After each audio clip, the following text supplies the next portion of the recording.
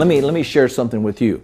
My first business was an automotive repair shop, and I paid $100,000 for that business, but it produced $40,000 a year income plus my salary to operate it. Now, the reason I broke it out that way is if I'm operating it myself, that's a job, and I needed to be paid for performing that job just like I would have paid anyone else.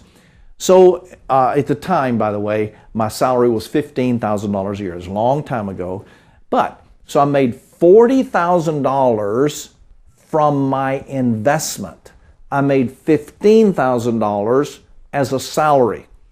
Now, to show you how I was immediately implementing the wealth formula as we learned, I was breaking it down. I lived on the $15,000 a year salary. The $40,000 that I made from investing set in this investment account over here. Every time I took money out of there from owning it, it went into that investment account, not the household account. Now, here's what I want you to see. If I paid $100,000 for an investment that was paying me $40,000 a year, what's the yield on my investment?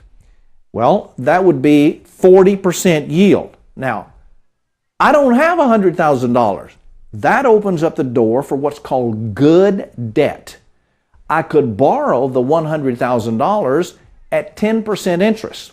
Now, you tell me what you would do, because that has a lot to do with becoming wealthy.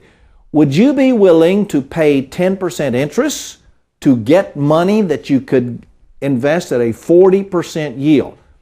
If you said yes, the answer, you're dead on, because that's how you become wealthy, and that's how I started. My wealth building program is my first investment was $100,000 that I did not have. I did not have it. But I recognize the principle that we've shared. Look at the yield, and if the yield is higher than the cost of money, that's a yes, especially if the spread is significant. And I think the spread was significant. If you're paying 10% to get the money and 40% is the yield on the investment, that's a 30% spread on money that's not even mine.